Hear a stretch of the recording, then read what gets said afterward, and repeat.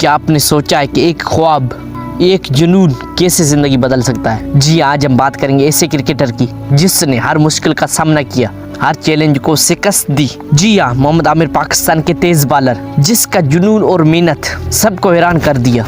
मोहम्मद आमिर 10 अप्रैल 1992 को गुज्जर खान पाकिस्तान में पैदा हुए। बचपन से ही क्रिकेट उनका शौक था, लेकिन जिंदगी ने कई बार उन्हें आजमाइशों में डाला। उनके घर के माली हालात अच्छे नहीं थे, कंडीशन बिल्कुल ही खराब थी, लेकिन मोहम्मद आमिर ने हिम्मत नहीं हारी। सिर्फ 17 साल की उम्र में उन्होंने क्रिकेट में कदम रखा और जल्दी अपनी पहचान बना ली।